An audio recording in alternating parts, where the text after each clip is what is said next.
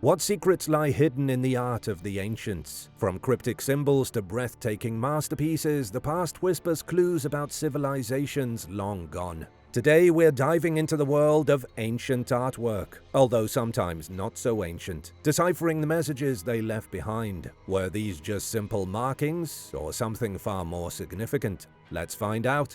The terrifying art inside secret Nazi tunnels.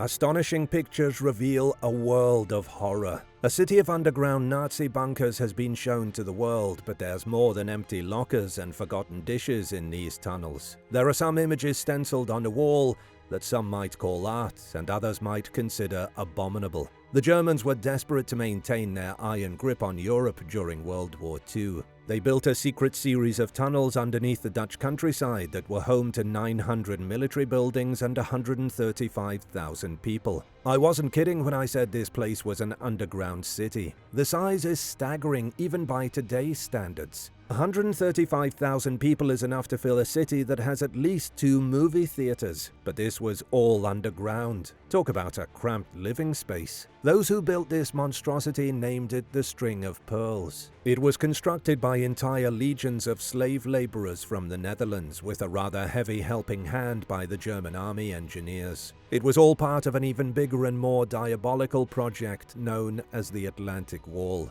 The Atlantic Wall was Hitler's version of the Great Wall of China. It ran all the way from Norway in the north to the Bay of Biscay in France to the south. What was the point of such a giant string of fortifications? To keep out the Allies and turn Europe into a stronghold. What else? The Netherlands was invaded on May 10, 1940 and was taken by the Nazis within 5 days. After the war, the String of Pearls and most of the rest of the Atlantic Wall was forgotten. Bases near the town of Scheveningen were rediscovered when sands on the beach shifted randomly and revealed the cold, haunting concrete. Now a team of military enthusiasts and archaeologists are restoring the underground city using German army blueprints. Restoring historical landmarks is one thing, but let me ask you a question. Should Nazi military fortresses be restored?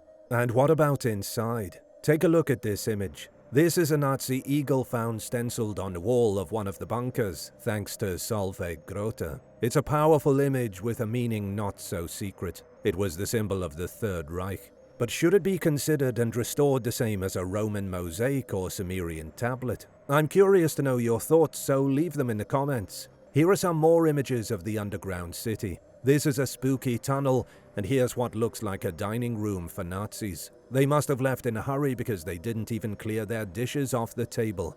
Prehistoric writing system or random dots? This is a cold case 20,000 years in the making. Markings found in caves across Europe have archaeologists scrambling to find meaning. Are these examples of ancient artwork, or in fact the oldest known form of writing ever developed on this planet? 20,000 years ago, a caveman, or perhaps a cave woman, was wandering around Ice Age Europe trying to find out where their next meal might be. There weren't any food delivery apps back then. They stumbled into a cave in which they found a painting of a bull left behind by someone. A closer look revealed dots, lines, and a weird Y-shaped squiggle. Was it graffiti the hungry cave person found? Or was it someone's prehistoric to-do list? Some researchers think the dots, lines, and Y-shaped squiggle might be the world's earliest language. A new study in the Cambridge Archaeological Journal suggests these markings could be humanity's first attempt at recording animal behavior. They're calling it a kind of proto-writing. If this is indeed writing and not just gibberish, it could mean humans have been taking down notes a full 10,000 years before experts thought they started jotting things down. Is your mind blown yet? Ice Age hunter-gatherers in Europe were all about decorating caves with animals, anything from salmon to cattle, you name it. But some of these animal paintings also feature the mysterious symbols I already mentioned. Not just some, actually, a lot. For decades, researchers have argued about what they mean. So many of these dots and squiggles have been found in various caves that plenty of scientists believe there absolutely must be a connection. Now, a team led by Bennett Bacon, a furniture conservator turned cave code cracker, thinks they've cracked the code. It ended up being an amateur sleuth who blew the case wide open. Bacon compiled a massive database of cave art from books and web archives. It was the study project of the century. Move over everything else. This is important. He found 606 animal drawings with dots or lines and 256 with Y-shapes. Bacon's team soon came up with a theory. They say the artistic markings were not artistic at all. They weren't random doodles. They were part of a lunar calendar tracking mating and birthing seasons. Wait, cave calendars? Don't worry, there's more. Here's how it worked. Each dot or line in a picture represents 1 month, starting from spring. Sorry everyone, cave people had a much different New Year's Eve than us. So if a horse picture had 3 dots, that meant the mating season for that particular species began 3 months after spring.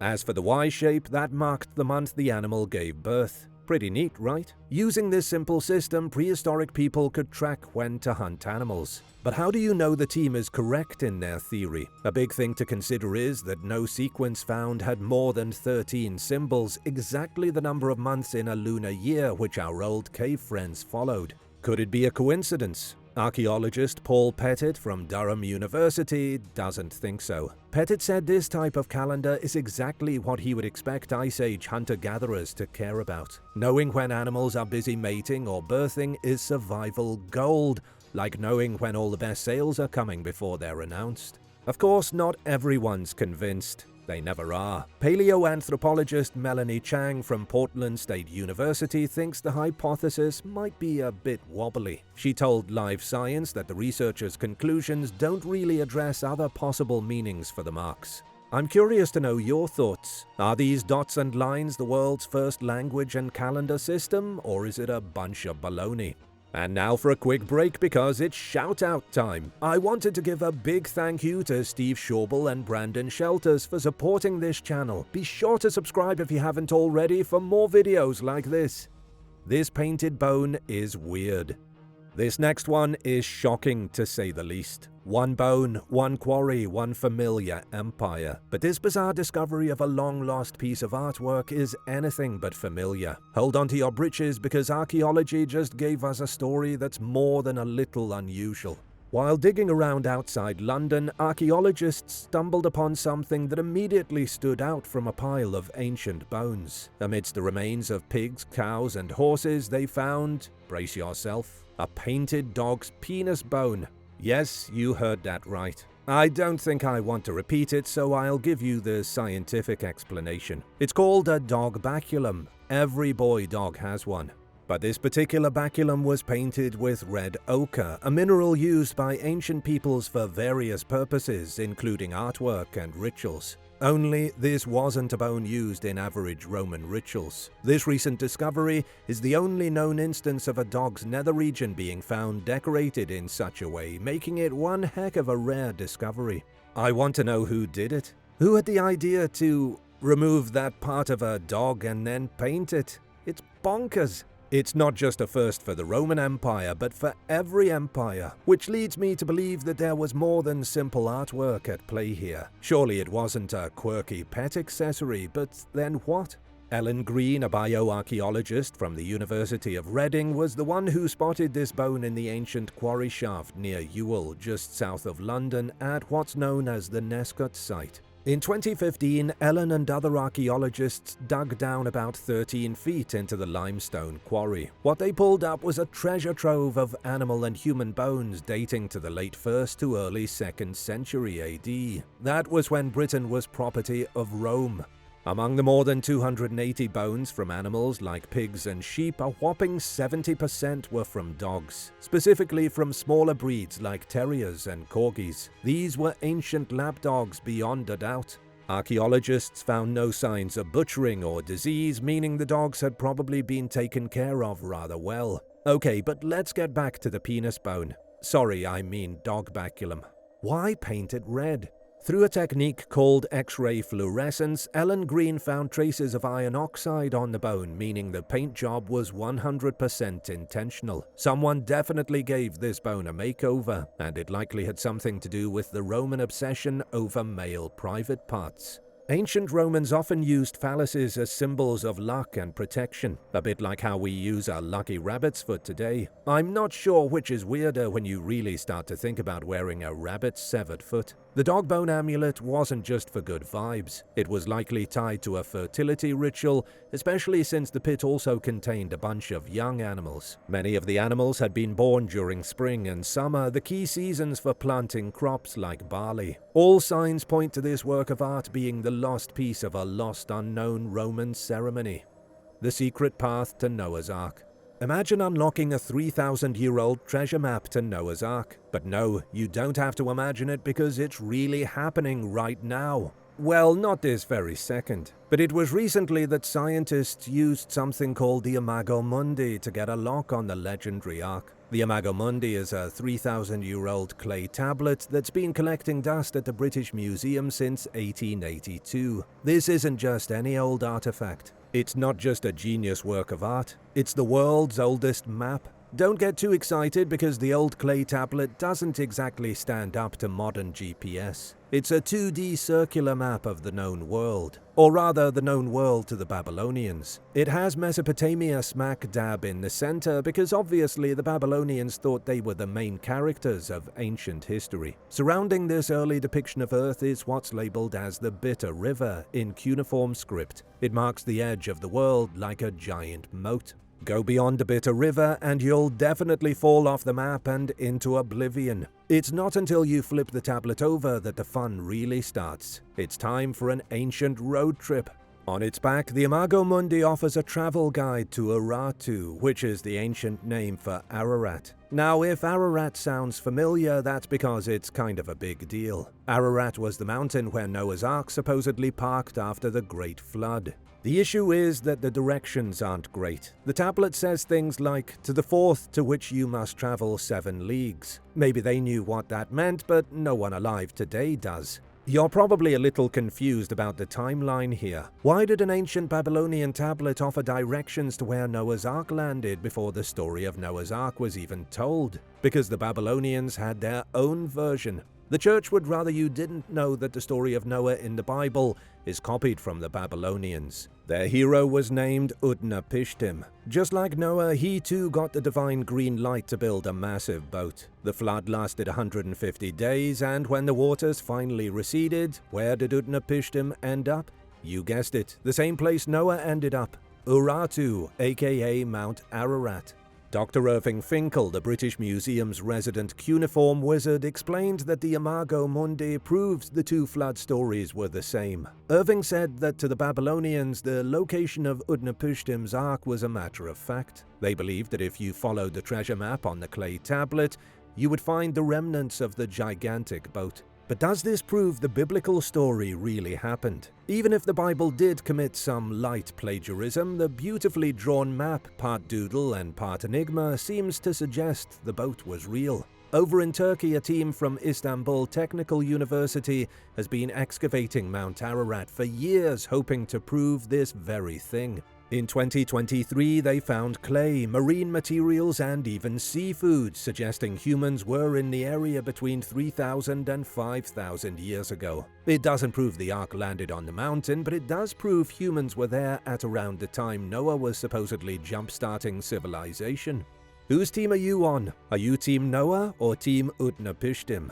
A real-life magic mirror with a secret. Mirror, mirror on the wall, what secrets are you hiding? What scientists just found hidden in the reflection of a real-life magic mirror is insane. Most mirrors show you your own face, for good or bad. But what if I told you that some mirrors from the 15th century were the keepers of secrets? This is the kind of magic you'd expect to see in a wizard's closet, but it's in a museum. At the Cincinnati Art Museum, tucked away among thousands of East Asian treasures, there was a small, rather unassuming bronze mirror stuck on a backroom shelf for decades. It wasn't exactly winning any awards for being the most interesting object in the place. Little did anyone know, this ancient piece of metal was waiting for its time in the spotlight. It's a literal magic mirror. They used to be all the rage 500 years ago in East Asia. When magic mirrors are exposed to certain light, the glass reveals hidden images or patterns. Move over holographic trading cards. It wasn't until 2017 that Ho Sung, the museum's curator of East Asian art, had her light bulb moment. She noticed something familiar about the seemingly plain mirror. It had a style resembling the magic mirrors of Edo period Japan. Only it was smaller than most Japanese magic mirrors. Homei decided to do a little experiment. Armed with just a simple phone flashlight, she had a conservation expert shine a light on the glass. Right away, something started happening. What was once a flat, lifeless reflection suddenly looked like it had texture. It wasn't a clear image, but it was enough to make everyone sit up and take notice. The next step was to increase the power of the light. When Homei shined something a little brighter on the mirror, a miracle occurred.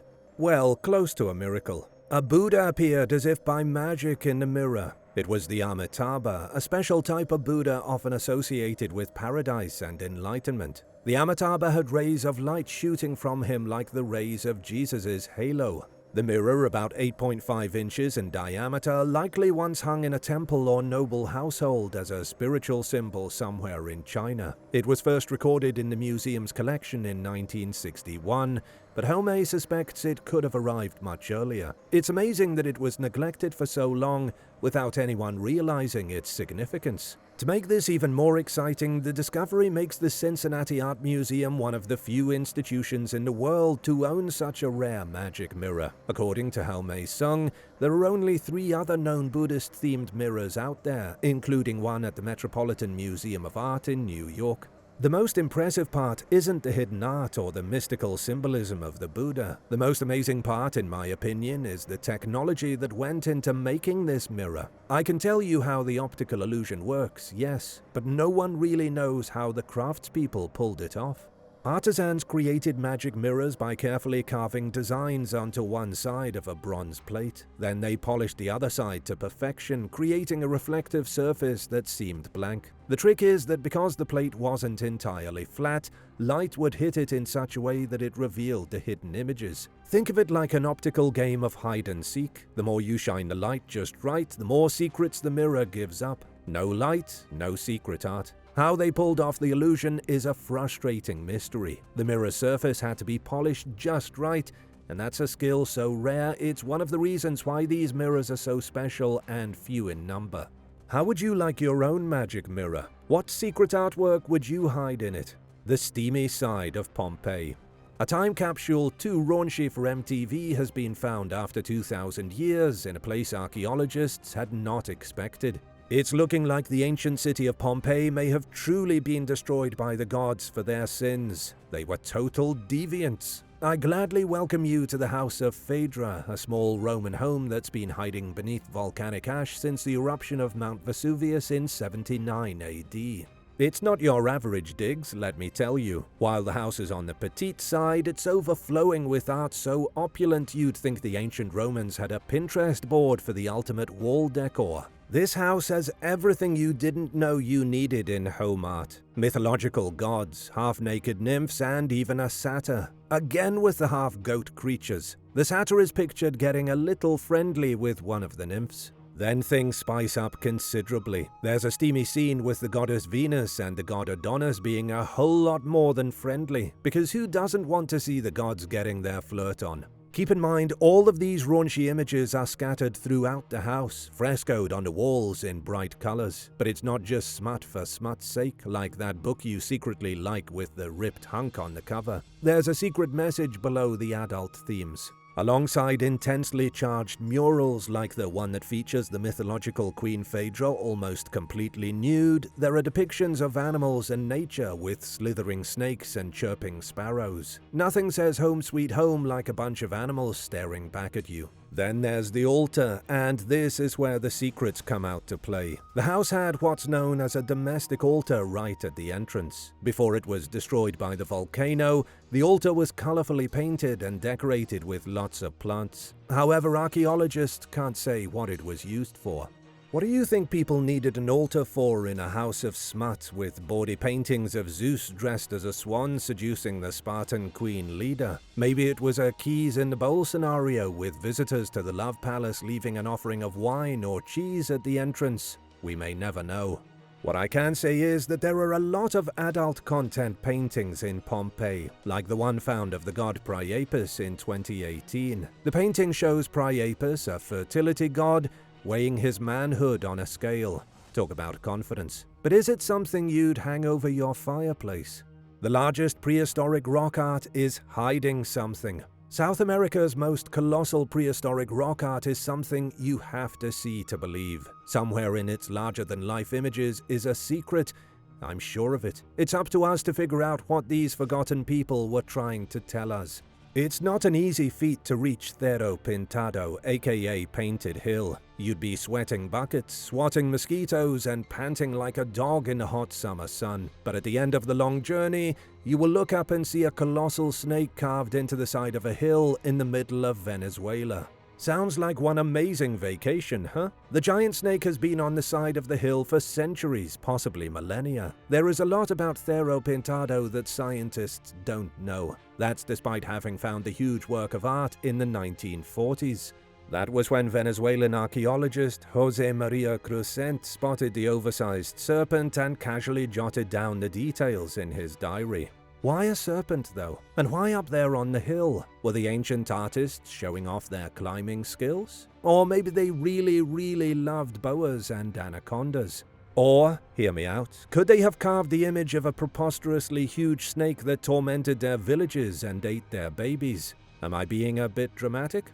Maybe. But what I'm saying is not impossible. Maybe this huge carved snake is meant to be a depiction of the last living Titanoboa, which could grow to around 47 feet in length. There are a lot of other questions surrounding Cerro Pintado. The snake isn't the only gigantic doodle scattered across the remote hillsides. No one even knows who is responsible for the ancient artwork. Scientists recently went on an expedition to find even more carvings, some of them just across the border in Colombia. With the help of a drone and a trusty guide named Juan Carlos Garcia, a local educator and photographer, the team of researchers uncovered engravings of everything from humans to centipedes, literal nightmare fuel. Plus mysterious geometric shapes that likely had deep symbolic meanings or were ancient versions of do not enter signs. It's doubtful that scientists will ever truly understand the messages hidden in the art. But it does weirdly come back to snakes. In 2018, Jose Oliver from the UCL Institute of Archaeology led a survey of the Colombian side. Jose found a whole snake squad, each serpent with its own artistic flair.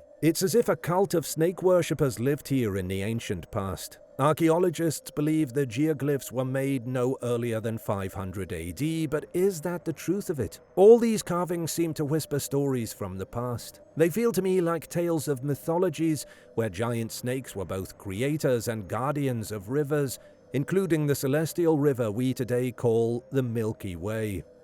JFK's secret sculpture vanished. The assassination of JFK is even more bizarre than you ever imagined. This story involves hats, a secret art sculpture, and a wild goose chase. After John F. Kennedy was killed on November 22, 1963, the Army's Old Guard ceremonial unit was called to help bury the president.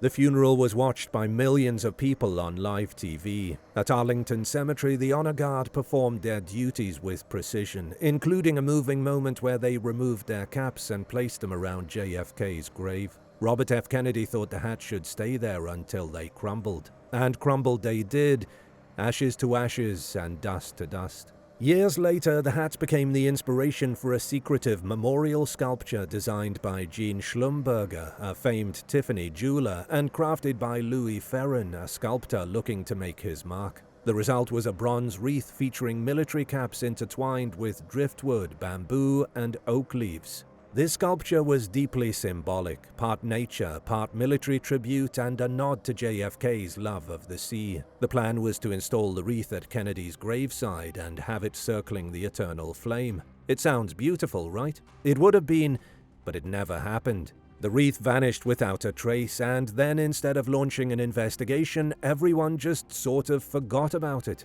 Enter Eleanor Crane, a volunteer at the Oak Spring Garden Foundation in Virginia. In 2020, while cleaning gravestones, she stumbled upon a replica of Kennedy's grave, complete with crumbling stone slabs. It piqued her curiosity and kicked off a years-long investigation that would involve dusty archives, secret letters, and a lot of wild theories. Crane, along with archivist Nancy Collins, dug through photos, letters, and even old blueprints. They learned that the Mellons, a secretive family of billionaire philanthropists, had ties to the art project. Bunny Mellon, a close friend of Jacqueline Kennedy, had been involved in designing JFK's gravesite and might have stashed a wreath at her estate.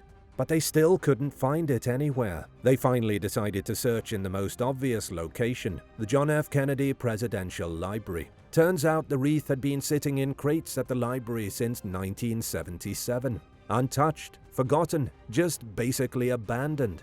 When the library staff opened the crates last year, they found bronze hats, driftwood branches, and an oak leaf centerpiece, all wrapped up with handwritten assembly instructions. JFK's memorial statue is now found, but who stashed it so deep in the library it took 50 years to locate? Could it have something to do with the mystery around his assassination?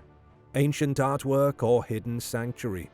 Some works of art transcend explanation, especially when scientists can't even figure out how old they are. Drawings of cryptid humanoid figures found at the entrances of caves could be connected to visitors from another world. In Turkey's Sivas region is where you'll find Megara Village, home to mysterious rock art that's as baffling as trying to assemble IKEA furniture without instructions. These fascinating drawings feature deer, horses, human figures, and some cryptic symbols that practically scream, "You'll never solve me." Villagers are buzzing with curiosity and pleading for scientific studies to uncover the secrets of these ancient scribbles. But are they scribbles, or are we dealing with a prehistoric Picasso? I think it might be even stranger. The artwork at Megara Village seems like it was made by ancient creatives with plenty of time and a knack for drama. The paintings are believed to depict scenes from real life. For example, deer galloping majestically, horses clopping around, and human figures lined up like they're auditioning for a Bronze Age boy band. It's the human figures that really pique most people's interest. There's something so strange and otherworldly about them. It's been suggested they might be depictions of extraterrestrial beings. It's not like I can phone up the artist and ask, so for now, we can only speculate. But even speculation is hard because no one knows how old the paintings are. Local citizen Ali Karadeniz thinks they could date back way further than anyone can imagine. To make things even weirder, the location of the paintings is perfectly mysterious. They were etched into the rock at the entrances of caves that may have once been religious sanctuaries. Karadeniz said the caves may have been living spaces or even secret temples. Or coming out of left field, it's possible the caves were used as sanctuary for early Christians, back when practicing Christianity openly could land you in hot water with the Romans. Hassan Koch, another local with an eye for history, believes the symbols could even tell a story. They might be like ancient graphic novels using animal and human figures to tell tales of everyday life. I just wonder if one of those tales isn't an encounter of the alien variety.